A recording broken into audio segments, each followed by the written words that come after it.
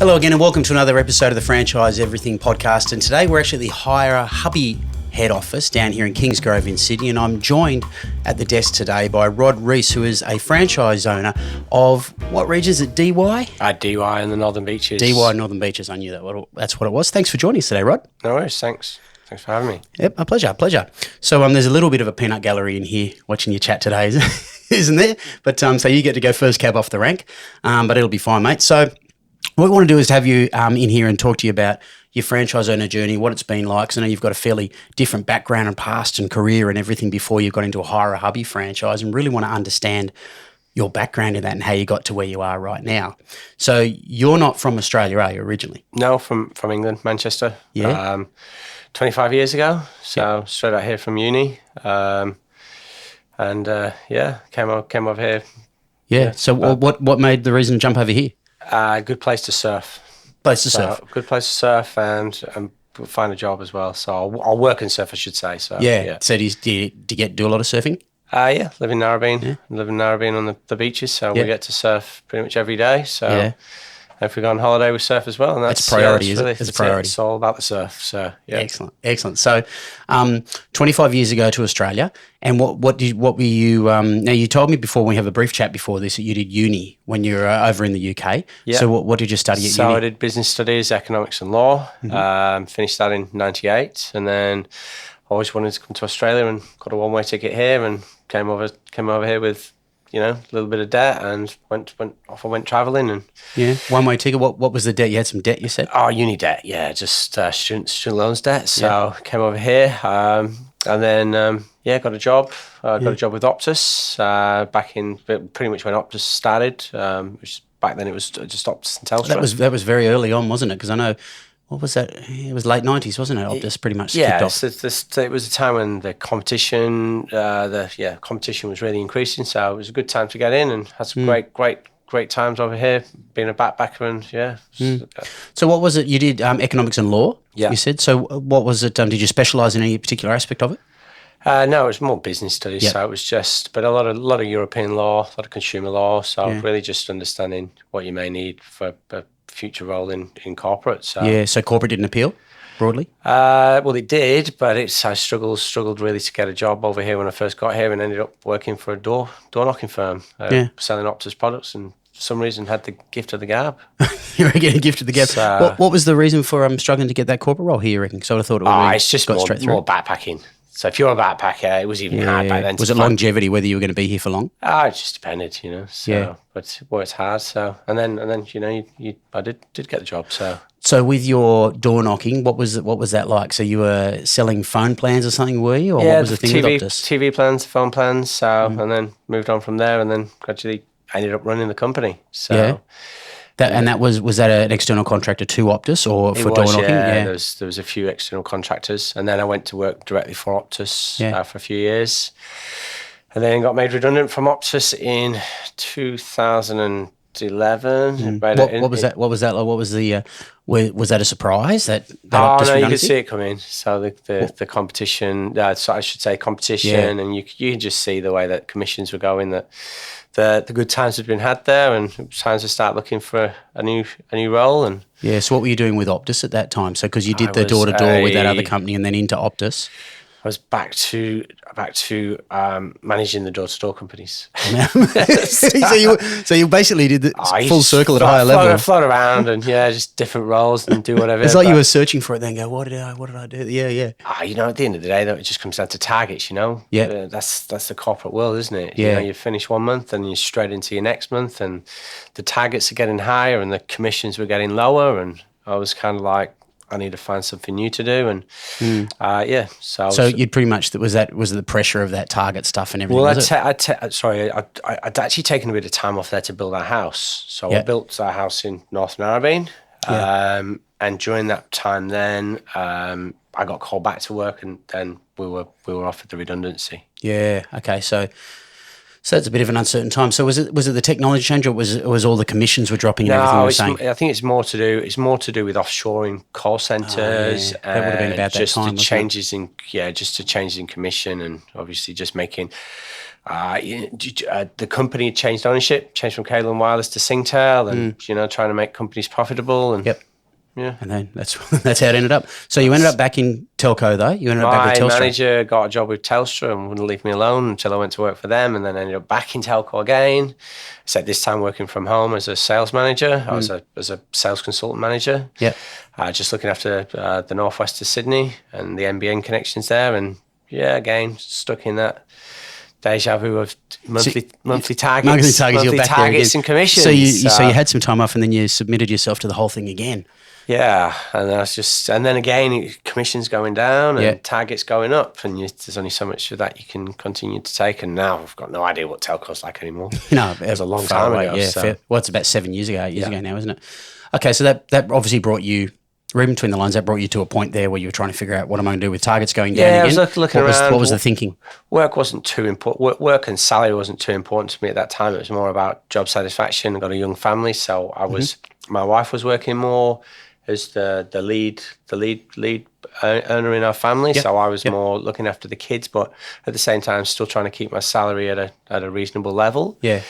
And then holidays and different things like that. So I was really looking at what can I do to support my school family. Holidays you're talking about? School holidays, school holidays. Going back to the UK to visit mum and dad because we go back pretty much every year. So I need, 2 or 3 weeks for that, and then I want to make sure I've got other holidays where you can spend time with the family. So it was more about a lifestyle change more than anything. And this was interesting. When we just met for a few minutes beforehand, something jumped out at me straight away when I asked you why hire a hubby or what you're in now, you said something that your number one priority initially was you just wanted to make sure you had your 12 weeks holidays a year for the kids. Well, that wasn't necessarily that was what you said. That is what came up, but that wasn't necessarily the reason why I went to hire a hubby. I just really just wanted to but broadly, I'm not necessarily linking directly to. For me, the sales job was becoming quite unhealthy. You're selling your backside all day. You're working. You're not eating necessarily the best. I don't think your health lifestyle is the greatest there. Yeah. So for me, I wanted to get out and about and do something that was more interesting. So I think I did say to you earlier, I was even prepared to go and I was going to do a pool job.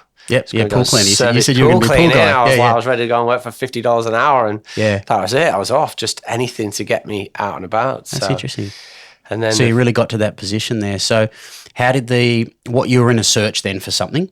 So how did it all come about? Well, I suppose it actually the first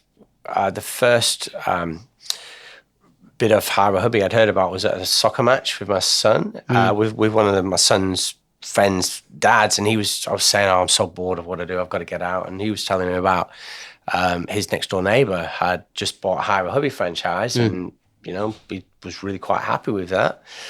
And I was like, maybe not. I was not quite sure about it. I'd heard of Hire A Hubby before. Did you know what it was at all? Or? Well, I'd always said I never wanted to buy a franchise, just from seeing and understanding some of the franchises. And I just didn't really look at that at the time. So what was it about a franchise? Just a retail franchise group and some of the other franchises that you've had in the past where maybe the franchisor doesn't work with the franchisee quite as well. Yeah, some fear around it. I was not sure about that at the time.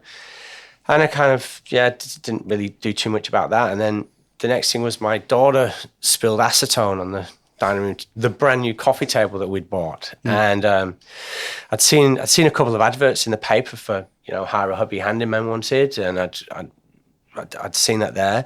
I ended up going up to the dots were starting to join a little bit. Yeah, I ended up going to Bunnings to go and get some varnish or lacquer to repair the table. And then when I was there was a guy in one of the magenta... In one of those shirts, basically. Mark Longren from French's Forest, and I was having a chat with him, and he told me about. I said, do you reckon I could get a job with you? I was kind of like trying to understand a little bit about what it was. So were you looking for a job, or you weren't? I was looking for anything. I was just looking for opportunities, just having a chat with him. And I remember kind of going, I should chat to him, should not chat to him. So, and in the end, I did. I went and had a chat with him, and he said, I'm always taking people on. And then he said, maybe another thing is, he told me about one of the other franchises that was selling his business. So that was Chris from DY was selling his business, said he'd been in it for a while and he had some health issues and he'd wanted to leave. And he told me about that. I went home, had a chat with my wife, and she said, that sounds like a really good idea. And we were like, okay. That was quick. I was like, okay. I was not expecting that from my wife, but then the next thing I know, I'm down at Kingsgrove, not at Kingsgrove having a chat with the old franchise manager there. Yeah. Mike Holland, and he was telling me about the business a little bit, and not really. I suppose what I'm saying. So, you were just digging. He wasn't doing that. He was not trying to sell the business. All he was being was quite honest with me about what to expect with the business, and then. I then had a little bit of a thought about it and went away, and then we were trying to negotiate a price, and it was a bit hard because the guy we were trying to buy the business off, Chris, he had some family issues. He was back in Greece, and we're trying to do all this, and I'm kind of, I'm going, I'm buying a business, and then, Because you're trying to get information and understand. Yeah, that was it. It was really just a case of understanding what I was getting. Because obviously when everyone's exiting, they've got all sorts of circumstances going on at the same time. And then luckily there was another Hire A Hubby at my children's school.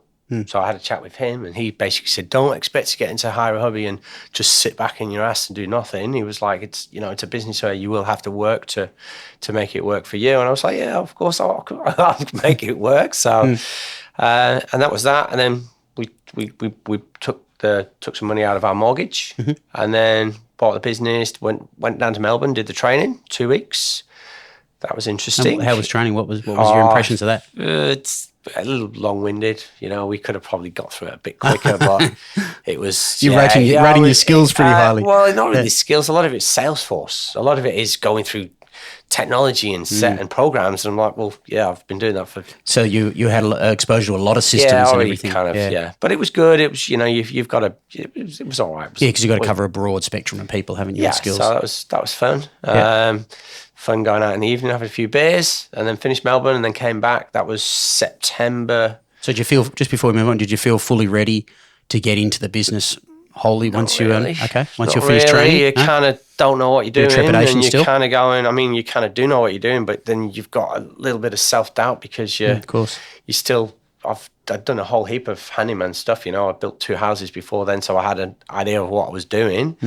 But still, you're still going to work for somebody else and charging for a job that you've never necessarily done before. So, and then so that was September, and then October the 1st, we did a 1 week swap over with Chris, and he showed me a few things. He showed me how to use Builder's So Block. what's it swap over with Chris? Explain that. Chris was the guy that owned DY. So okay. he did this is the handover he did a period. 1 week handover with me. Yep. Showed me all the jobs that he got, went through it. After a week, we did a few jobs together. He showed me, just went over again, just invoicing, and the hardest thing with the job I always found was quoting. So you don't want to underquote. He gave me some advice, which was never do a job that you don't want to do. Doesn't matter how much you're going to get paid for it. If you don't want to do the job, don't do the job, because it will just tear you apart. Yeah. So he gave me some advice with those, and then after the 1 week with him, he left me with his number and said, "Give me a call if you got any more questions." And off I went from there. It's a decent exit. You don't get that from a lot of exiting business owners quite often. Yeah, no. And so that's an interesting process you talk about there, that the exiting business owner takes you under their wing for a week to walk you through the business, basically. Well, he still stayed involved for another 6 months. I was still ringing him 6 months later. Chris, can you tell me this, mate, please? And then after a while, you're like, I've got to stop doing that. Can't leave the guy alone. So, he sold it. He wants to be on doing his own thing. But no, he was very knowledgeable with the business. So and knew how to quote, knew how to get provide the right customer expectations as well. So yeah. So what is so for people who don't know, what do you do in a Hire A Hubby franchise? What does your day or week look like? Can you describe it? I imagine not every week's the same depending on what jobs you're doing. Can you talk us through it? So I do a lot of real estate work now. So when I say real estate work, that can be anything from maintenance work to pre-sales. So maintenance work would be a lot quicker, maybe replacing a toilet seat, repairing a window, repairing a door, replacing a handle, resiliconing, gluing, tightening screws, whatever it may be. All bits and pieces that need done. Yeah, little bits and pieces. Yeah. So it took me a while to work out the best way to manage and structure my week. So I have some admin staff that assist me with a few things here and there. When I say admin, a girl that works for me, she books in my jobs, makes sure that I've got all my real estate work booked in for 1 day a week, which is a Tuesday. So she'll fit in all those little tiny jobs one day. Yep. And then I'll manage my bigger jobs the rest of the week myself. By doing it that way, it means that all of my customers are contacted, which is sometimes, which in the early days I was struggling to coordinate and manage that. So but now you've got used to that, obviously, that process. Yeah, so now I've managed to delegate that to them there. I've got a Yep. bookkeeper that does my books instead of trying to do everything. So now all I need to do is I concentrate on just getting up, looking at my diary and going, where am I going to do the work? And off I go and do the work. So do you focus on a particular style of work? So I imagine, are there certain Hire A Hubby guys and girls that do decks primarily or that sort of stuff, or do you just do all different sorts of things? So your type of jobs you do? I'll do pretty much anything, so long as I'll do pretty much anything that needs to be done, unless it's a bigger job. And then if it's a bigger job, because I'm working on my own, sometimes it's easier to offload that job to somebody else. So I have some friends that do jobs, and I may well pass the referral on to them, and they'll do the job for me. So how does that network work? So if there's something for example, if something that you don't want to do, or you feel might be beyond your capabilities and you don't want to take it on or something, so you've got a network of other franchisees you connect with. Well, I know a few builders that if it's a bigger job, I can put it onto a builder, so he may well refer, add 10% to his bill, and then I invoice for that later on. So it's more of a referral. Everybody uses everybody's resources. So excellent. And when you talk about you like to have those aiming for 12 weeks a year with school holidays and that sort of stuff to spend time with the kids, which is great. Yeah. How do you manage that from a business perspective? So how do you juggle all that? Well, you've got your phone with you. You're never on holiday. So if you own a business, you can't. It's not like you just switch off and turn your phone off and go. So if I'm away on holiday, I don't mind answering the phone. Sorry, I'm away for 2 weeks. I'll be back on this date here. So you just push it all back? Just push it all back. And again, if there's urgent work, there's a number of other Hire A Hubbies on the beaches where I can delegate work off to them, or occasionally I may have somebody that has been working for me, which depends on exactly what time of the year that is. So I'm now looking at possibly taking a staff member when I get back, because I've just come back from holidays. And another on the tools staff member?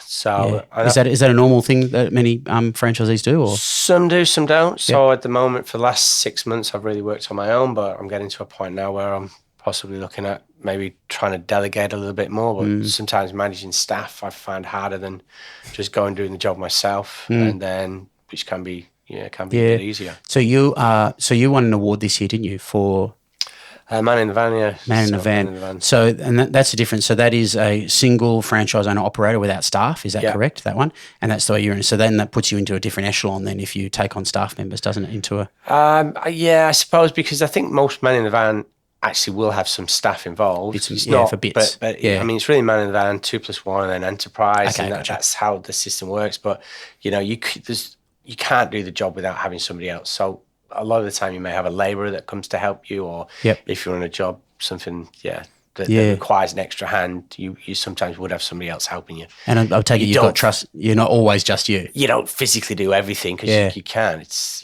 and you've got trusted people that you've always turned to all the time. You build up a bit of a crew. Yeah, well, you get this. Well, there are, but then unfortunately, people still do let you down, which depends on. As it happens in everything. So, given your success in it, and you're a recent award winner of for 2023, what do you see as the secrets to really unlocking the success and potential within the Hire A Hubby business from your longevity in it? I think the one thing that I've always made sure is that all my customers are always very happy. So the one thing that that I can't have on my back is rework. So if you're going to go and do a job, just make sure you do the job properly the first time. And I think that's sometimes where it's a little bit hard to let go and get staff to do it, because if somebody goes to do that job and it's not up to what your expectations are, and then all of a sudden you're going back to do rework to do them, and then you've got the rework and the I find that as a bit of it's like a dark cloud over you. You worry about that? Well, I wouldn't say worry, but it's just, I'd sooner not have it and focus on, just making sure that your customers are very happy with the work that you're doing. So making sure at the end of the day that the prices that you're quoting are fair and reasonable, and you're happy, they're happy. It's a win-win. Everyone's happy. That's it. So excellent, Rod. Well, thanks so much for telling your story today. No worries. Thank you. Thanks. And that's it. On this episode again for Franchise Everything podcast. Please do like, subscribe, comment, do all that sort of stuff. Share it around, and we love to hear your comments and suggestions and questions. And we'll catch you again in the next one soon.